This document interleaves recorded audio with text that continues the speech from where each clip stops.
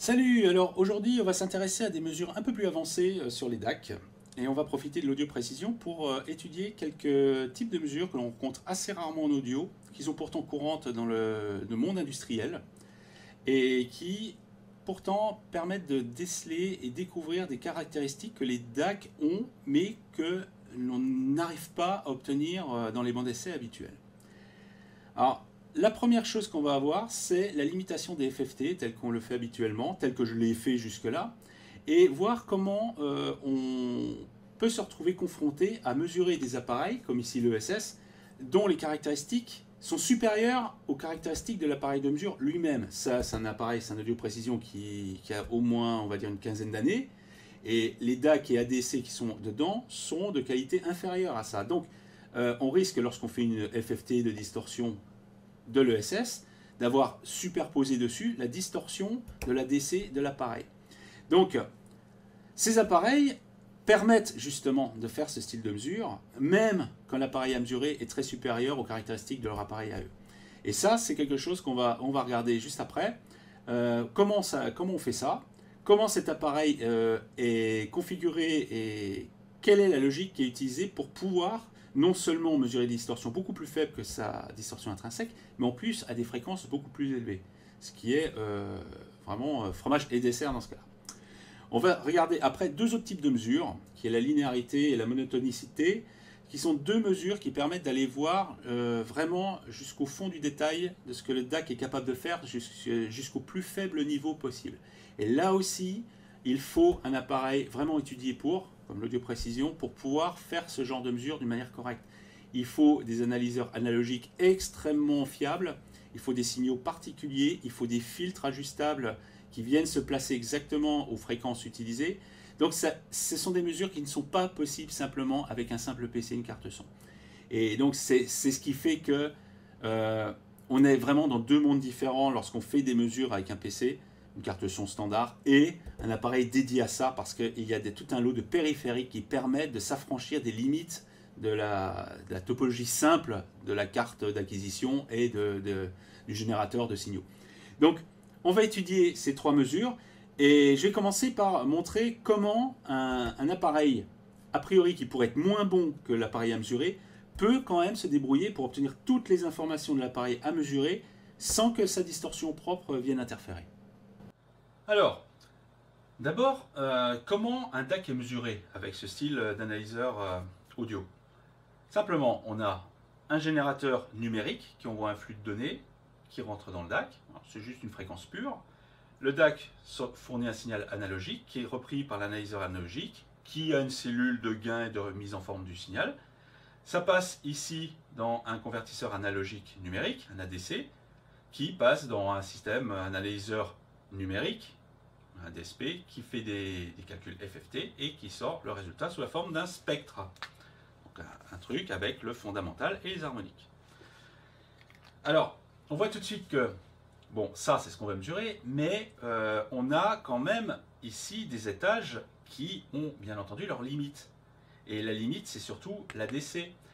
Comment ferait-on pour mesurer un DAC qui aurait des caractéristiques supérieures à celui de l'ADC qui est fourni dans l'appareil? C'est d'autant plus que ici, c'est un audio précision, c'est un 25-22, il a plus de 10 ans. Donc, les ADC qui sont intégrés sont des ADC de l'époque, et ils ne sont pas forcément au niveau du DAC que l'on veut mesurer. Alors, l'audio précision contient deux ADC, un avec une résolution de 24 bits, on va dire, qui est un delta sigma standard audio, et un autre ADC plus rapide, qui fonctionne jusqu'à 260 kilo échantillons par seconde, mais qui a une résolution que de 16 bits, ce qui permet de faire des mesures en plus haute fréquence avec une résolution inférieure. Alors, comment on pourrait mesurer ce truc avec à la fois la résolution suffisante pour mesurer la distorsion de manière précise, mais en plus, idéalement, aller chercher aussi ce qui dépasse et au-delà du domaine audio et faire des mesures sur des plages de fréquences plus larges. Si on pouvait faire les deux en même temps, ce serait vraiment tout bonus. Alors, en fait, comment résoudre ça? Il faut d'abord regarder, c'est quoi le signal qu'on veut analyser. Le problème du signal qu'on veut analyser, c'est celui-là. On a un fondamental avec un certain niveau, et en dessous, on a des harmoniques qui sont à des niveaux très inférieurs. On peut se retrouver avec une différence 100 décibels ou plus entre les deux. Et le souci de ça, c'est la dynamique du signal que l'on veut mesurer. Et la dynamique, elle est due à quoi? Elle est due simplement à la présence de l'harmonique. Si on enlevait l'harmonique, ben, le signal à analyser perd toute sa dynamique. On a juste un résidu à mesurer et à évaluer. Lui, la dynamique est vachement plus faible. Même si le niveau est plus faible, sa dynamique est très faible. Et l'harmonique en lui-même, on s'en fout un peu, on s'en fout de la mesurer. De toute façon, on pourrait le mesurer d'une manière directe en mesurant la tension en sortie du DAC. Donc l'harmonique est plutôt une nuisance, enfin le fondamental est plutôt une nuisance qu'autre chose. Donc, comment on peut le virer? Eh ben, simplement, plutôt que de mesurer directement le signal, on peut insérer dans la chaîne de mesure un filtre bouchon qui est centré sur la fréquence du générateur, donc un filtre asservi au générateur, qui enlève le fondamental. Il doit être suffisamment étroit pour n'enlever que le fondamental, mais néanmoins, en passant par ça, ici, on se retrouve avec juste le signal, avec ses harmoniques, seul, sans le fondamental. Après, l'audio-précision, ici, dans ce cas de figure, quand on insère le filtre bouchon, notch filter, automatiquement, il ajoute un gain de 60 décibels au signal mesuré. Ce qui permet de remonter de 60 décibels tout le résidu ici. Comme lui, il a un système analogique extrêmement performant, c'est quelque chose qui va rajouter assez peu de bruit. Et là, on se retrouve avec quoi? Si on regarde les ordres de grandeur, ici on se retrouve avec des harmoniques, on va dire moins 120 décibels, ce qui est un cas vraiment extrême. Il y a peu de DAC qui fournissent que des harmoniques à ce niveau-là. Mais je vais prendre un cas le plus défavorable. Si on passe à 60 décibels, on se retrouve avec des distorsions harmoniques, des raies qui se trouvent dans l'ordre de moins 60. Sachant qu'en pratique, ce serait plutôt moins 50 ou quelque chose comme ça. Mais un signal qui se retrouve à ce niveau-là est très facilement accessible à un DAC, ne serait-ce que de 16 bits. C'est-à-dire que avec ce système-là, on pourrait même mesurer facilement ces harmoniques-là avec l'ADC, j'ai dit DAC, mais c'est ADC, avec l'ADC de 16 bits qui est rapide. Donc, non seulement on pourrait utiliser l'ADC de résolution plus faible, mais en plus, avec ça, on a tout de suite accès à toute la partie haute fréquence que l'on n'a pas habituellement accès parce qu'on est limité justement par cette dynamique de signal qu'on voudrait mesurer. Donc là, on peut toujours utiliser l'ADC de haute résolution, qui permettra d'avoir une mesure très précise du contenu harmonique, mais en plus, c'est même pas nécessaire parce que le signal est de faible dynamique et se retrouve dans une zone totalement accessible. Donc la distorsion de l'ADC va se retrouver tellement bas par rapport au signal qu'il ne va même plus jouer. C'est-à-dire qu'on s'est affranchi de toutes les imperfections de ça. En plus, comme on mesure des harmoniques qui sont à des fréquences bien déterminées, le bruit de fond rajouté par ça, ou même éventuellement par ça, lui étant dilué dans toute la bande passante, son impact pour les fréquences discrètes qui nous intéressent est extrêmement faible. Via des multiples FFT qui moyennent le bruit, on se retrouve avec le plancher de bruit qui lui va rester très bas et les harmoniques qui vont être totalement apparentes et pouvant être mesurées parfaitement avec un ADC, même de résolution moyenne, comme l'ADC de 16 bits qu'il y a dedans. Donc l'ajout simple d'un filtre bouchon pour enlever le fondamental permet d'ouvrir complètement à la fois la précision et la bande passante avec finalement des ADC qui sont relativement modestes. Et en fait, ce système-là permet de mesurer des DAC, dans ce cas de figure, avec des dynamiques colossales, sans souci. Et c'est tout bête. Alors, c'est la seule difficulté ici, au niveau de la conception de l'analyseur logique, l'analyseur audio, c'est qu'il faut faire un filtre bouchon qui soit asservi au générateur. Hein. Sachant que ça, c'est une partie purement analogique. Et il est asservi à un générateur numérique. Donc, bon, ça fait partie, en fait, de la capacité de cet appareil-là. C'est pour ça que on peut faire des mesures, par exemple, avec une carte audio et un PC.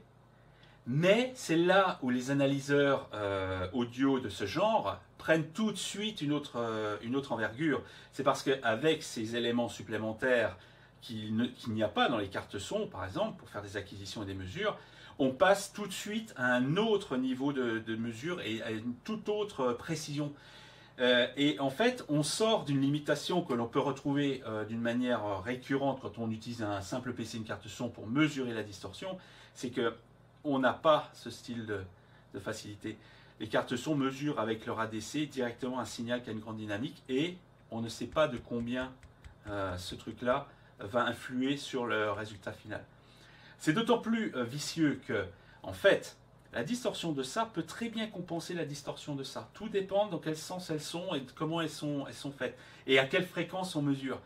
Ça peut être vachement vicieux. On peut se retrouver, en fait, en sortie ici, une distorsion qui est inférieure à la distorsion réelle du DAC. Parce qu'on peut se retrouver avec des compensations de distorsion entre les étages. Alors, pour illustrer ça, je vais prendre les deux DAC ici, donc l'AKM et le SS, et on va comparer avec et sans le circuit bouchon et voir quelles sont les différences et quelles sont les choses qui vont éventuellement apparaître selon la gamme de DAC et selon leurs caractéristiques. Et là, on va voir que ça, c'est simple, mais c'est super efficace. Ok, donc là j'ai configuré la mesure pour simplement faire une acquisition d'un DAC à la fois. Alors je vais à chaque fois faire une mesure avec et une mesure sans pour comparer le résultat. Alors on va commencer avec l'AKM. Donc ici je fais une mesure, on voit ici c'est l'ADC de haute résolution, donc ça c'est la fréquence d'échantillonnage, donc jusqu'à ici 31 kHz. Donc je vais faire une mesure sur 16 acquisitions moyennées. Et là on va voir ce qui va se passer.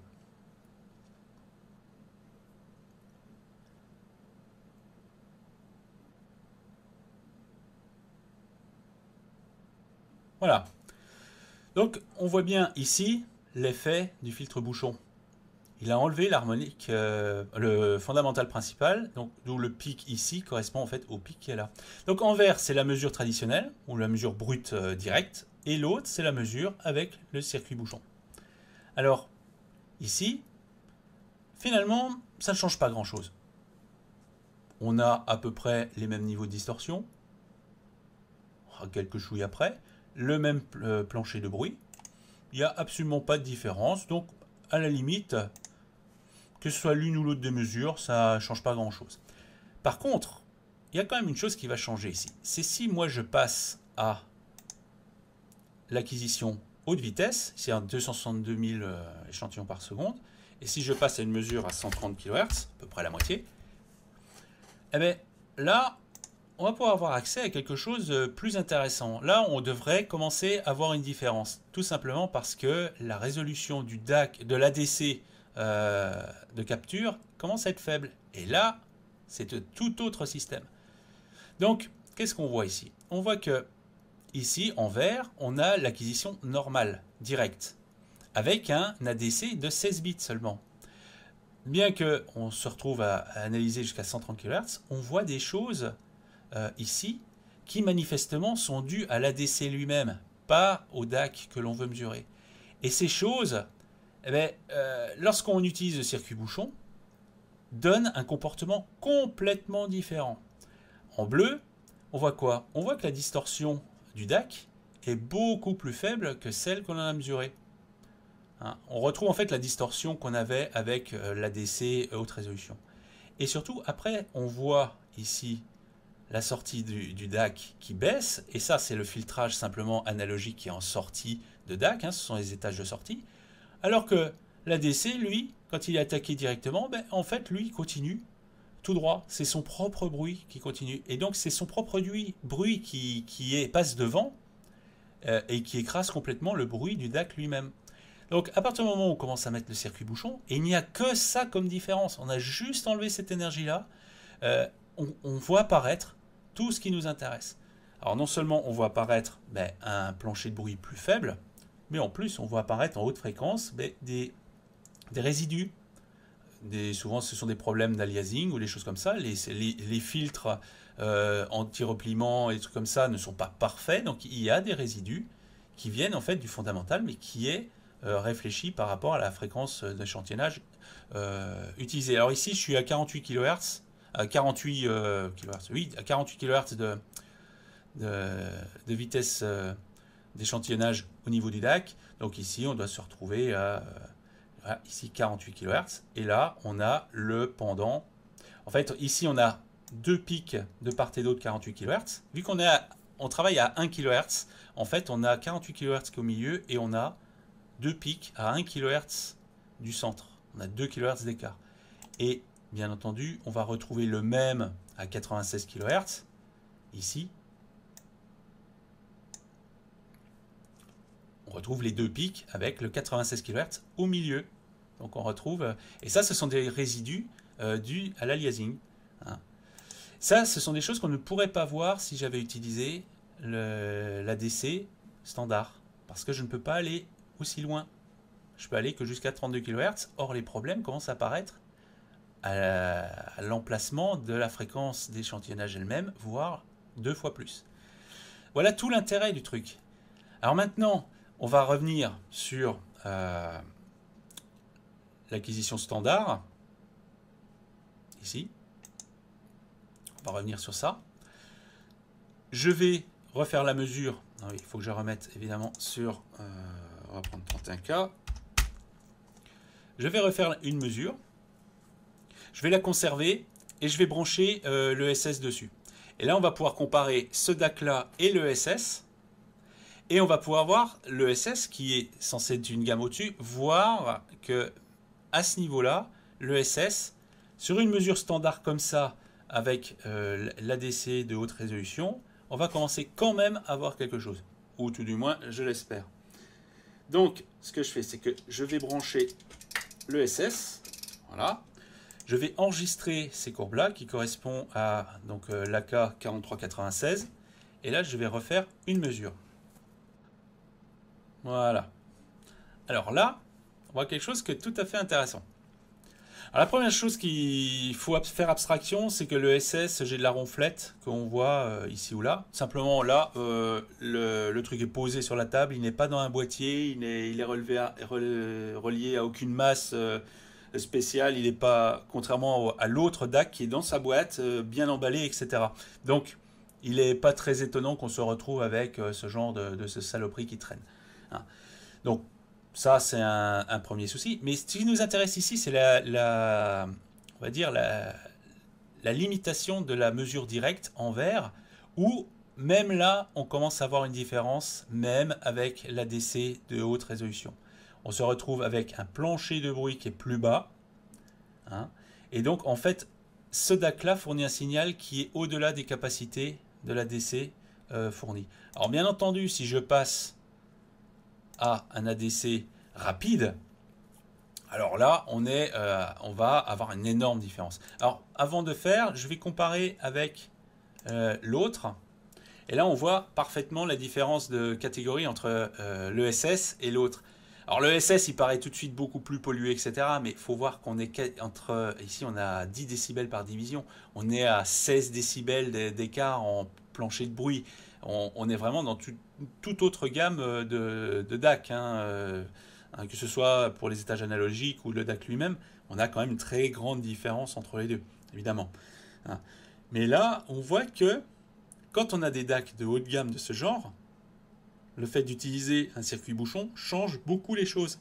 Et on se retrouve avec 5 décibels d'écart par rapport aux vraies valeurs que l'on voudrait mesurer à cause des imperfections du convertisseur analogique numérique.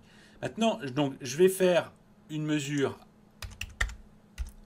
en haute fréquence avec donc l'ESS. Et là, on va voir tout de suite à quel point le simple ajout d'un filtre bouchon peut changer toute la donne. Donc là, qu'est-ce qui se passe?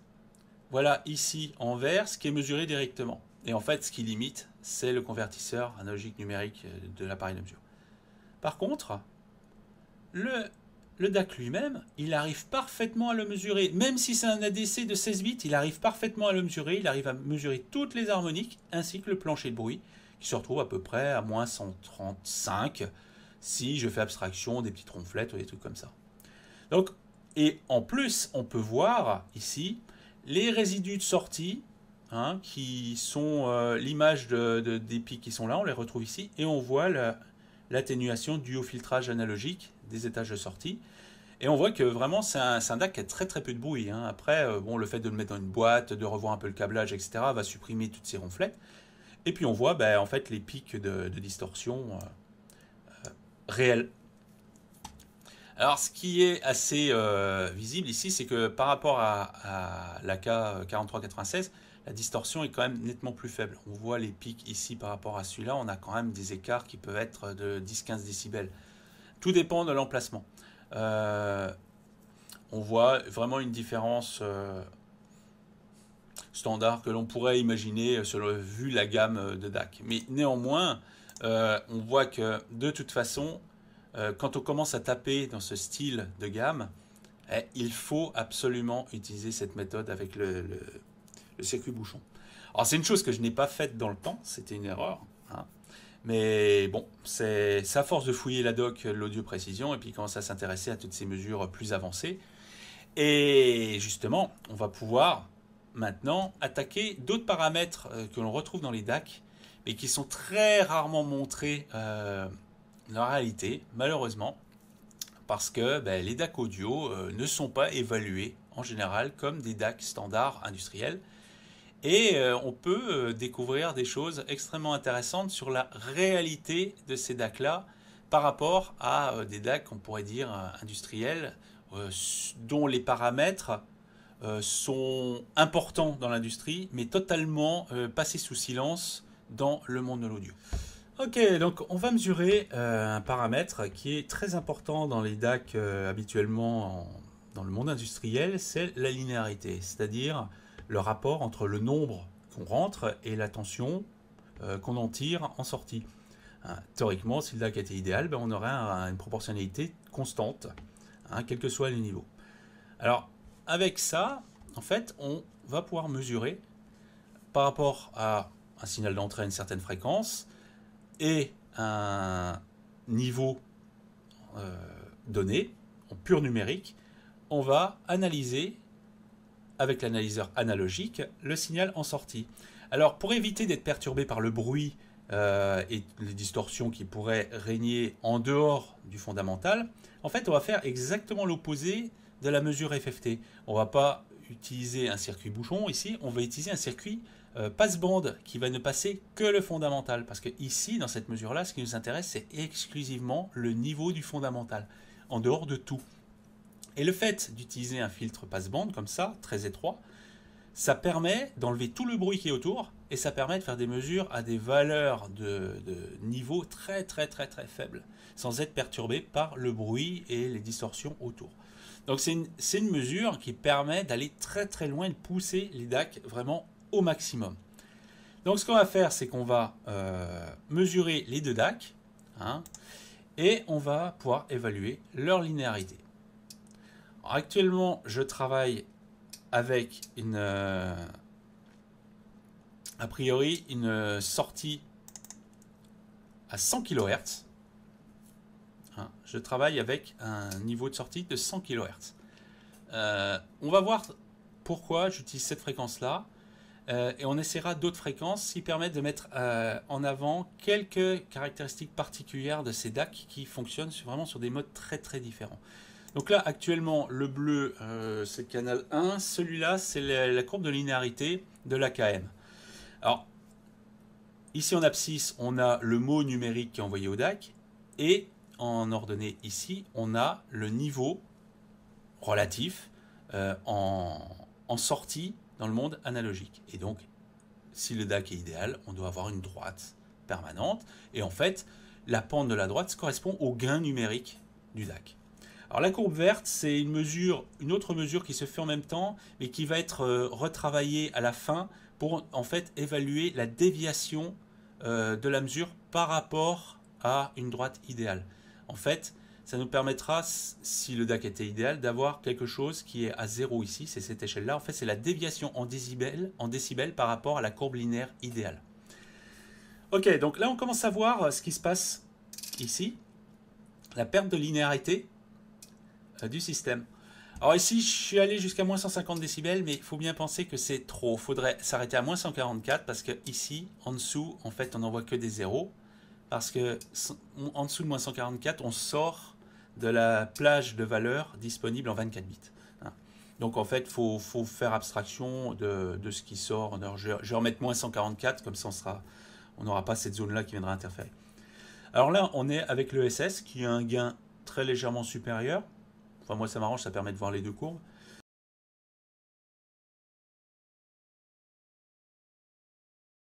Voilà. Donc, en fait, on se retrouve avec ces deux courbes ici horizontales qui indiquent à partir d'un certain seuil le fait que le DAX s'écarte de la linéarité parfaite. Sachant qu'on est à 2 décibels. Bon, là, la graduation est difficile à voir, mais bon, on est à plus ou moins 20 décibels au total. Mais on voit que bon, ça commence à dévier déjà à peu près en même temps. Hein. Même si le SS semble plus régulier, quand même, il s'écarte un peu la linéarité à peu près au même endroit que l'autre.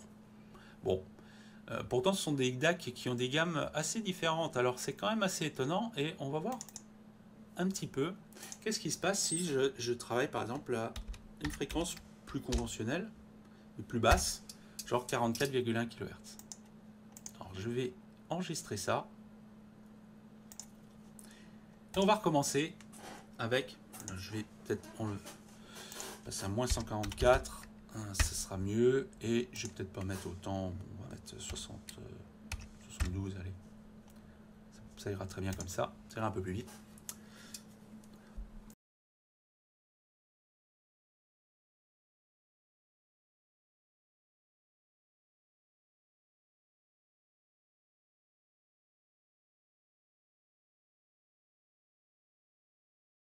Voilà.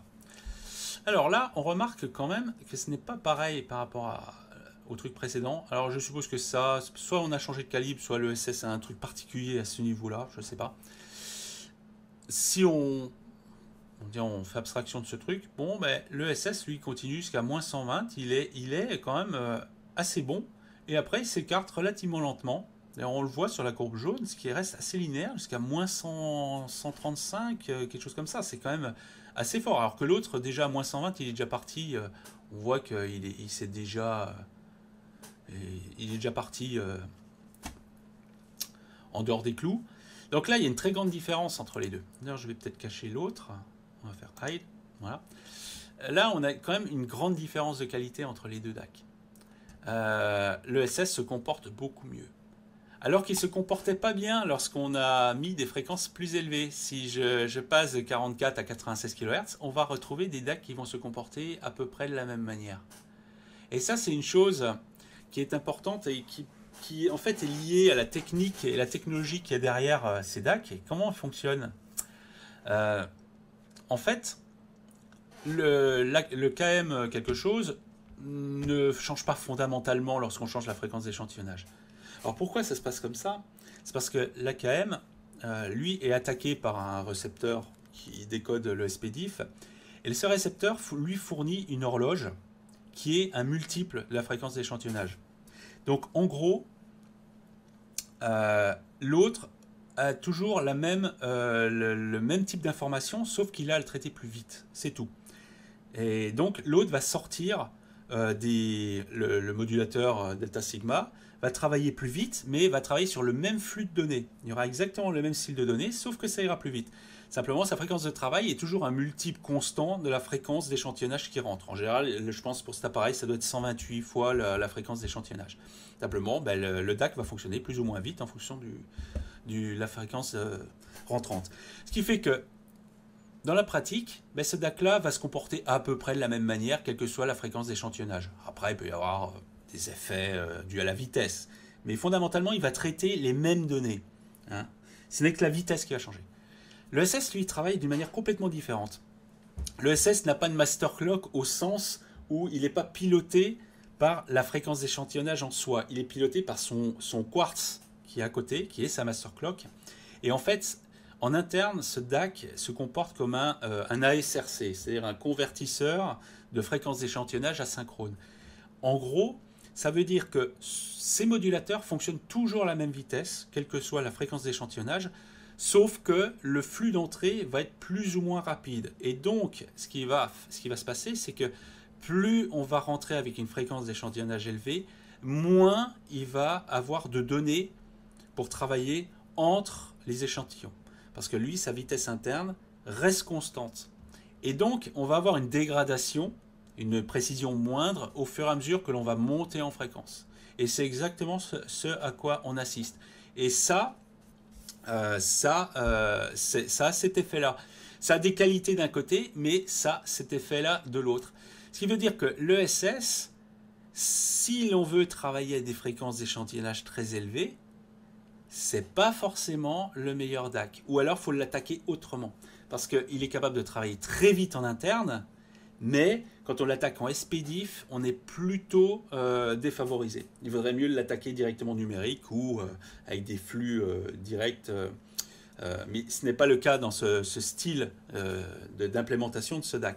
Et là, vraiment, on le voit à ce niveau-là qu'il se comporte moins bien lorsqu'on travaille à des fréquences plus élevées. D'ailleurs, je peux recommencer. Ici, bon, je suis à 44 kHz. Je vais effacer les traces. Je vais stocker celle-là. Je vais revenir avec une... alors, ça va être le général IO. Je vais remettre... On va mettre 96 kHz, admettons. Je vais recommencer. Et on va voir que l'ESS se comporte de moins en moins bien avec les fréquences d'échantillonnage. Disons, sa linéarité baisse, tout simplement parce que, comme il travaille vraiment avec une fréquence interne constante, il a de moins en moins d'échantillons pour pouvoir sortir une valeur analogique la plus proche possible de ce qui rentre. Contrairement à l'autre, où il va de plus en plus vite, et il utilise le même nombre d'échantillons pour sortir sa valeur analogique. C'est toute la différence. Après, l'avantage de l'ESS par ces techniques-là, c'est qu'il est beaucoup moins sensible au jitter du signal qui rentre. Parce que lui, il fait une réévaluation de la fréquence d'échantillonnage pour que ça colle en interne. Donc là, je retrouve l'AKM. Je retrouve exactement le même style de défaut. Dès 120, ben, ça part parce que lui, il n'est pas capable d'aller plus loin que ça. Après, c'est son bruit et tout ça qui entre en jeu. Après, l'ESS ici, ben, on va le comparer par rapport à 44 kHz. Et là, on va voir qu'il va y avoir une dégradation plus rapide de ses caractéristiques au niveau de sa linéarité. Ouais, c'est le prix à payer quand on a moins d'échantillons pour pouvoir travailler et évaluer une tension de sortie plus correcte. Voilà, donc là, déjà, moins 120, il est déjà dépassé. Voilà. Et là, déjà, alors si je rappelle le truc à 44 kHz, on voit vraiment la différence. Ici, là, c'est ce qu'il faisait avant. Et après, à 96 kHz, il est comme ça. Il a moins d'échantillons pour travailler, il perd en linéarité et en plus, il perd aussi en résolution. Il ne peut pas sortir un signal précis parce qu'il n'a pas assez de données numériques pour pouvoir le fabriquer. Le modulateur delta sigma ne peut pas fournir quelque chose de suffisamment précis. Donc il se retrouve à être quasiment comme l'AKM sur la même cour, quoi. Ils sont assez analogues. Et ça, c'est une chose qui n'est pas documentée. Et ça, c'est une chose qu'on ne sait pas. L'ESS a ses caractéristiques qui se dégradent avec la fréquence d'échantillonnage. Donc, à la limite, il vaut mieux l'utiliser à 48 kHz plutôt qu'à 96. Encore moins à 192 ou quelque chose comme ça. Donc ça, voilà, ça c'est quelque chose que l'on ne devine pas a priori. Et ça, c'est intéressant de le voir. C'est vraiment...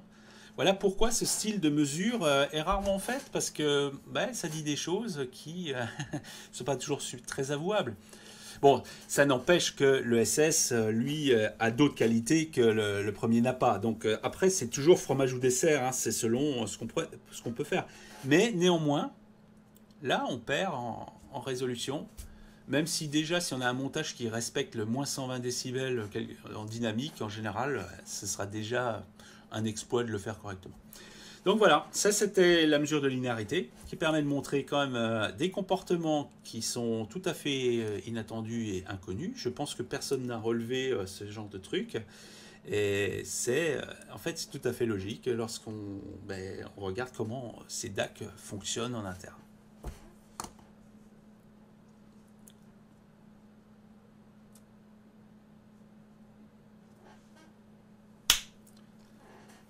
Alors si je reviens, juste pour finir, si je reviens sur... alors il faudrait que je refasse une mesure à... On va reprendre une mesure à 48 kHz. En fait, faire une mesure comme ça permet déjà d'évaluer un peu le nombre de bits de résolution réelle du DAC. Parce qu'à partir du moment où il commence à s'écarter vraiment de sa linéarité, ça veut dire que le nombre de bits équivalent à la valeur ici du signal d'entrée correspond à la valeur minimale qu'il peut manipuler avant que tout passe dans le bruit ou dans sa précision intrinsèque. Et en fait, cette valeur-là va donner le nombre de bits réels du DAC. Ce sont des DAC 24 ou même 32 bits. Pour le SS en interne, il est donné comme un DAC 32 bits. Bon, bien entendu, il ne fait pas 32 bits, ça n'existe pas. Déjà, un DAC 24 bits, on peut toujours rêver. Mais ça permet déjà de voir quelle est sa vraie résolution interne.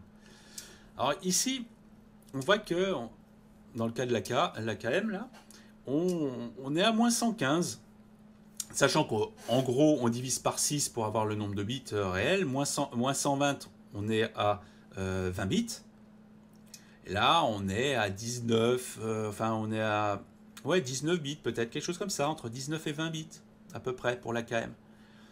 Alors, j'ai remis cette fréquence d'échantillonnage, c'est pour montrer le SS sous son meilleur jour, on va dire, et voir que lui, il reste linéaire déjà quasiment jusqu'ici. Là, on est quasiment, on va dire, allez, c'est la courbe rouge là, jusqu'ici, jusqu'à moins 132,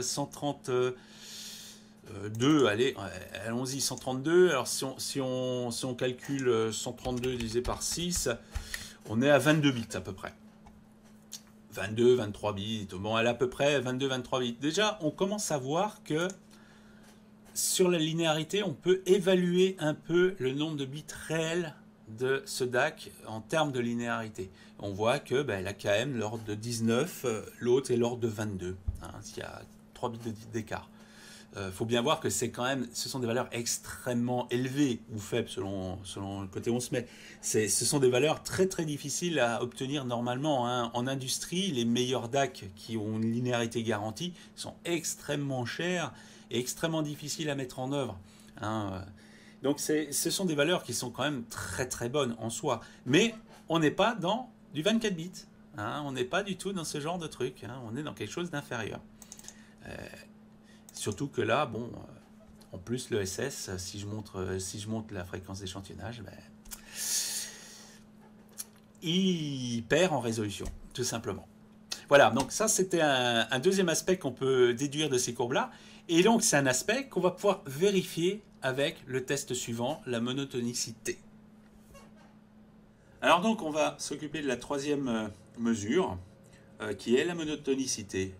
Alors, à quoi ça sert? Ça permet simplement de vérifier qu'un DAC a des valeurs analogiques qui décroissent d'une manière constante si l'on applique un mot binaire qui décroît d'une manière constante. C'est-à-dire, dit autrement, quand le mot binaire décroît, il ne doit pas y avoir un moment où la valeur analogique va croître d'un pas, plutôt que de continuer à décroître. Ce qui évite en fait d'avoir, pour une valeur analogique, plusieurs mots numériques possibles. Bien entendu, c'est quelque chose qui se mesure sur des pas unitaires de 1 bit, quelque chose comme ça, parce que évidemment, on n'aura pas ce genre d'effet sur des échelles, genre une demi-échelle pleine, évidemment. Le DAC ne va pas changer tout d'un coup de direction sur une grosse échelle. Ce sont des effets qui peuvent arriver évidemment sur des pas très faibles. Alors, pour mesurer ça, comment on fait? En fait, on utilise un signal particulier, comme celui-ci, sur lequel on envoie au DAC un signal binaire de ce genre qui contient tout simplement les 10 plus petites valeurs possibles qui décroissent d'un coup. Alors ce signal ici est symétrique et il finit par la valeur 0. Donc, si je pars de la fin, ici on a la valeur 0 qui est envoyée au DAC. Ici, on a alternativement une valeur plus ou moins 1 qui est envoyée au DAC. Ensuite, la valeur plus ou moins 2, la valeur plus ou moins 3, etc. jusqu'à plus ou moins 10. Ici, il est fait sur 10 étages. Donc, ce système-là permet de vérifier qu'en sortie, on va se retrouver avec des valeurs étagées de ce genre, et bien entendu décroissantes jusqu'à 0, où on aura juste le bruit de fond. Alors, d'un côté, ça sert évidemment à voir la monotonicité, mais d'un autre côté, pour certains types de DAC, ça permet de vérifier un peu et évaluer quels sont les bruits de commutation qui peuvent apparaître. Parce que le fait d'alterner toujours entre des valeurs positives et négatives fait que pour des DAC qui commutent, comme les DAC R2R ou de ce genre, en fait, toutes les commutations vont avoir lieu sur tous les bits parce qu'on a une inversion de valeur. Donc ce qui permet de se mettre dans le cas le plus défavorable et de voir tous les problèmes de timing, les problèmes de capacité parasite, les problèmes de bruit qui peuvent arriver lors de la commutation intégrale de tous les commutateurs qui sont internes au DAC. En fait, c'est un signal extrêmement difficile à reproduire et qui met le DAC dans les situations les plus extrêmes. Donc en fait, ici, on va appliquer ce signal-là à l'entrée. Donc on commence, ici j'ai utilisé 44,1 kHz, et on va appliquer ce signal sur les deux DAC.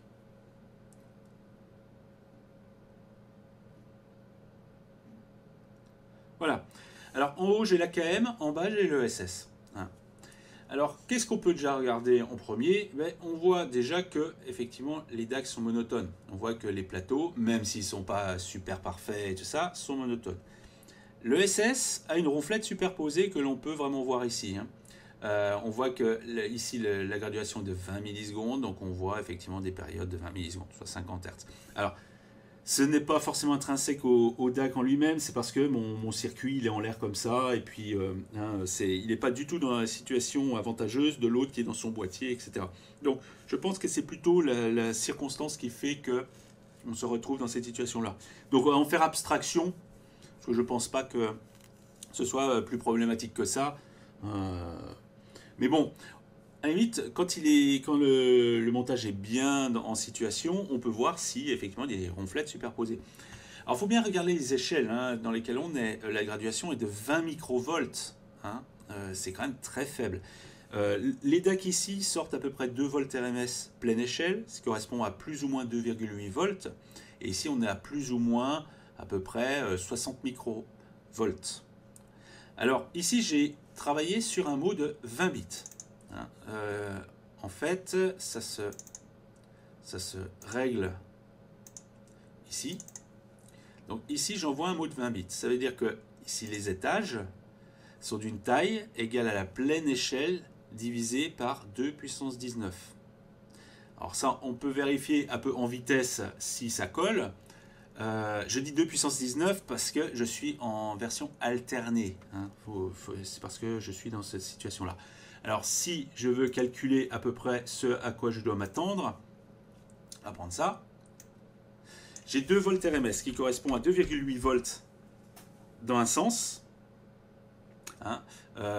ou 5,6 volts crête. Dans ce cas-là, j'utiliserai 2 puissance 20 et non pas 2 puissance 19. Pour ça, je prends que la moitié. Je divise ça par 2 puissance 19.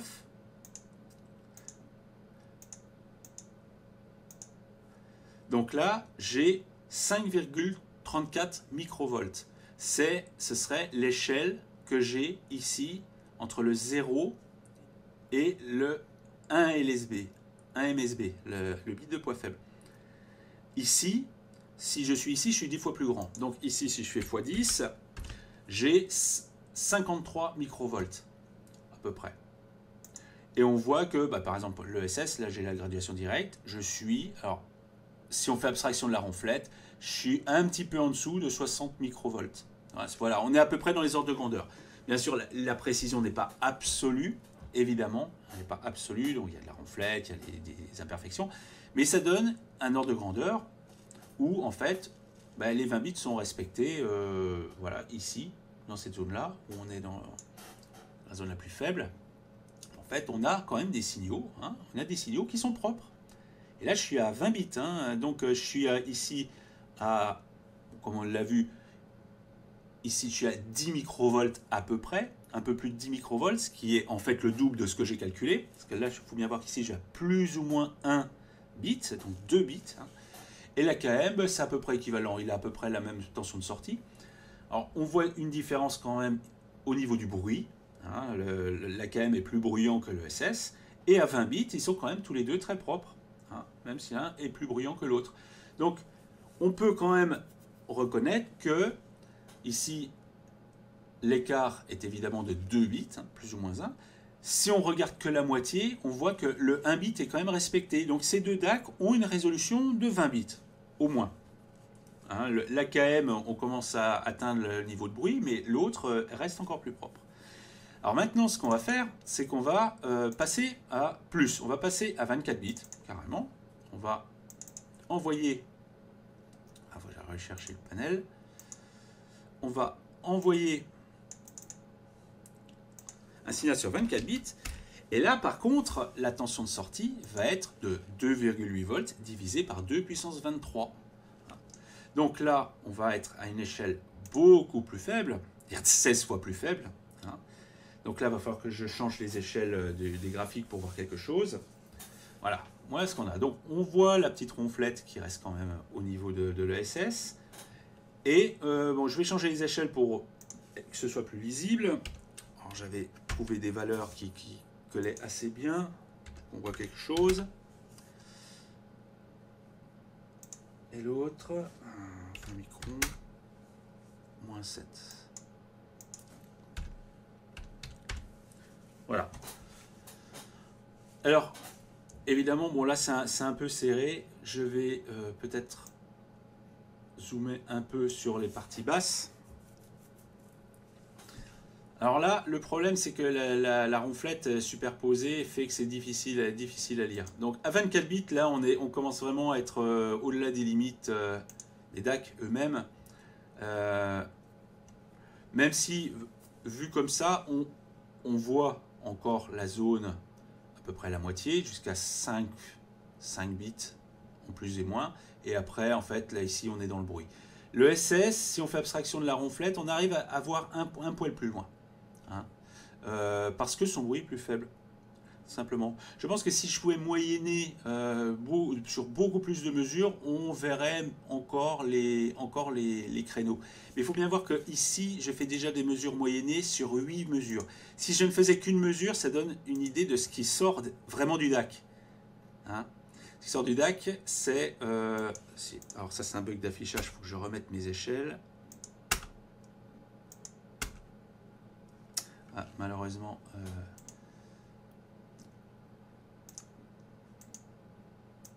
c'est difficile de faire quelque chose. Alors là, j'ai fait une mesure, on ne voit absolument rien. C'est complètement noyé dans le bruit. J'ai fait une moyenne pour voir qu'on a quand même un signal qui sort, hein, du système. Mais en fait, réellement, le signal est très bruyant, très bruité. Et en fait, on peut pas, voilà, on peut pas l'utiliser tel quel. À 24 bits, ces DAC-là fournissent beaucoup plus de bruit que le signal lui-même. Mais si on moyenne le résultat, on arrive quand même à faire sortir des choses. Ce qui veut dire que, par exemple, si on prend 2 DAC en mono, on pourrait commencer à vraiment augmenter la vraie résolution. Mais ici, je suis à effectivement des signaux sur les 24 dernières valeurs en 24 bits. En pratique, en sortie des DAC, il n'y a que du bruit. Bon, si je commence à moyenner les valeurs, on commence à voir le signal sortir. Mais bon, c'est juste pour montrer à quel point on peut aller avec ce style de mesure pour aller vraiment au fond de ce qu'un DAC sait faire. Bon, j'ai fait un moyen-âge simplement pour montrer que l'ESS se comporte mieux que l'autre. Mais en pratique, les deux sont inutilisables à 24 bits. Je dirais que au-delà de 20 bits, ça commence finalement à ne pas être vraiment utilisable. Il ne faut pas rêver. Ce sont des DAC qui sont vendus comme des 24 ou voire même 32 pour le sabre 32. Mais c'est juste du marketing. Un DAC, il ne faut pas rêver. Au-delà de 20 bits, ça devient extrêmement difficile à fabriquer, à gérer, parce que les tensions de référence sont difficiles à faire. Tout ça. Là, j'ai fait un moyen-âge sur 64 mesures. Et bien là, on les voit, les valeurs. Elles existent. Hein. Et que ce soit un DAC ou l'autre. Bon, bien sûr, le bruit de l'ESS, le bruit de l'ESS est évidemment plus faible, globalement. On voit mieux. On arrive à retrouver les trucs. Mais il a fallu quand même que je fasse la moyenne sur 64 pour retrouver effectivement le signal noyé. Mais ça, c'est le problème, c'est que c'est totalement artificiel. Moi, je fais les mesures juste pour montrer ce dont sont capables ces DAC. Mais si je fais une mesure, comme celle-là, ben en fait, je ne vois rien. Et d'ailleurs, le signal est beaucoup plus gros. J'ai beaucoup de HF. Donc, c'est pour montrer que, en fait, si je reviens à quelque chose qui fait 20 bits, hein, si je reviens à un signal de 20 bits, et je fais une mesure sans aucune moyenne, où est-ce que c'est oui, il est derrière, voilà. Où est-ce que j'obtiens? Bon, là, évidemment, mes échelles sont beaucoup trop petites. Je vais revenir à l'échelle que j'avais avant.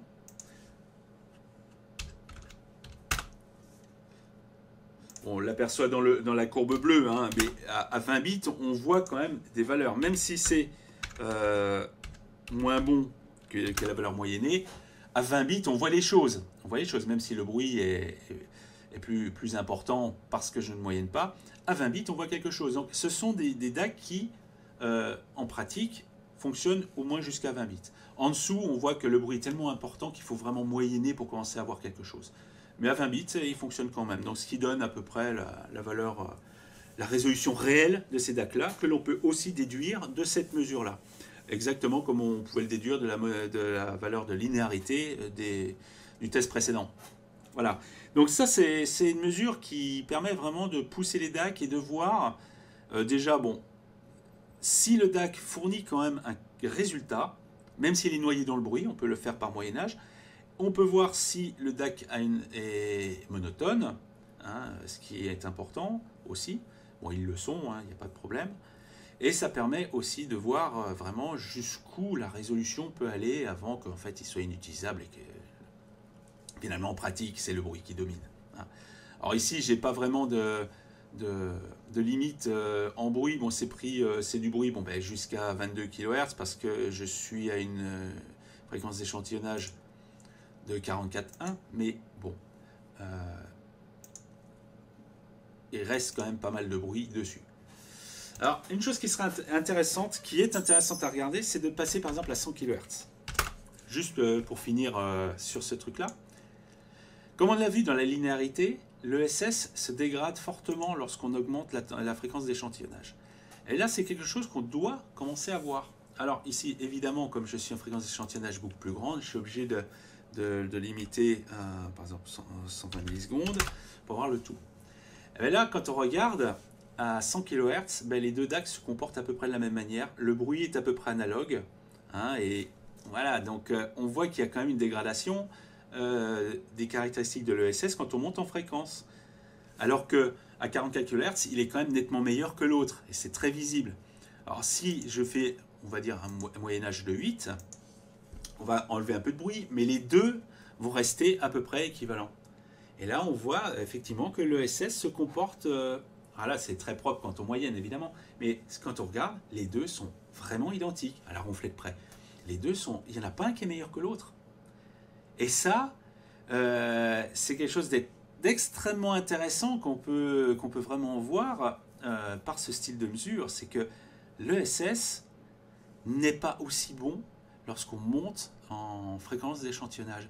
Et ça, je ne l'ai vu nulle part. Hein, et je pense que c'est vraiment son point faible. Même s'il est très bon sur certains aspects, si on veut l'utiliser par exemple à 192 kHz ou à plus, eh bien en fait, on va se retrouver avec un DAC qui sera moins bon que les autres. Et ça, jusqu'ici, personne ne s'en est aperçu. Et là, on le voit bien. Mais c'est vraiment intrinsèque à la manière dont il fonctionne. Et c'est tout à fait normal. Après, c'est un choix technologique qui a été pris. En moyenne, les gens vont utiliser ces DAC-là à 44 ou 48 kHz. Après, l'utiliser à 96, 192, etc., eh bien, on a une dégradation des performances. Et ça, moi, personnellement, ça m'embête un peu parce que je voulais utiliser le SS dans un projet particulier, mais je me demande si je ne vais pas aller fouiller ailleurs. Et j'aurais bien voulu essayer le PCM 1792, voir s'il a ce genre de caractéristiques, ce qui m'étonnerait, parce que justement, il est basé sur le même principe que la KM. Et finalement, je me demande si ce ne serait pas le Burr Brown PCM 1792-94 qui est le meilleur DAC encore disponible. Même s'il est plus chiant à mettre en œuvre parce qu'il faut mettre un receveur à côté, etc. Mais le SS, il montre des limites dès qu'on monte en fréquence d'échantillonnage. Et ça, personne ne l'a vraiment documenté réellement parce qu'il faut taper dans des mesures comme ça pour commencer à s'en apercevoir. Donc voilà, c'était quelques petites expérimentations. Ça, c'était des expérimentations essentiellement orientées analogiques, donc on mesure la sortie du DAC. J'en ferai d'autres épisodes avec d'autres mesures avancées de ce genre, qui seront plus orientées domaine temporel, essentiellement la susceptibilité au jitter, certains types de signaux qui mettent en évidence certains jitters particuliers, comme le J-test ou des trucs analogues, qui sont d'autres tests qui sont vraiment pour montrer d'autres caractéristiques et pareil, qui sont extrêmement intéressants. Certains, comme Stereophile, en montrent de temps en temps, mais je pense que il faut vraiment faire tous ces tests pour vraiment identifier le comportement d'un DAC globalement. Un DAC, c'est très complexe et ça ne réagit pas lorsqu'on envoie une sinus dedans, comme si on envoyait un bruit blanc par exemple. C'est quelque chose d'extrêmement complexe, surtout des DAC qui intègrent des multiples modulateurs avec des ordres enchaînés ou des ordres relativement élevés. C'est très très difficile à évaluer. Et d'ailleurs, j'étais tombé sur un article il n'y a pas longtemps qui en fait montrait des modulateurs delta sigma sont des systèmes chaotiques dont on ne peut pas deviner ce qui va sortir. On sait les faire stables, on sait qu'ils sortiront en moyenne telle valeur, mais on ne sait pas comment ils vont le sortir. C'est vraiment assez fascinant. Pourtant, c'est relativement simple, un modulateur delta sigma, mais c'est un système chaotique. Et c'est pour ça que évaluer un DAC, c'est quelque chose de difficile. Donc moi, à la fin, je ferai une procédure de test complète qui balayera tous ces tests-là et plein d'autres, ce qui me permettra d'avoir un système automatique, ce que l'audit de précision permet de faire, un système automatique vraiment de caractérisation globale de tous les DAC que j'aurai sous la main et qui pourront permettre de comparer exactement dans toutes les situations les caractéristiques de ces DAC. Jusqu'ici, j'ai publié quelques mesures FFT sans filtre bouchon, ce qui n'est pas vraiment ce qu'il faut faire quand on veut vraiment mesurer des DAC de très haute performance. Mais là, on va commencer à faire des choses qui permettront vraiment d'évaluer tous les paramètres et d'en déduire certaines choses qui ne sont pas toujours avouées, comme par exemple le SS avec les très fortes fréquences d'échantillonnage.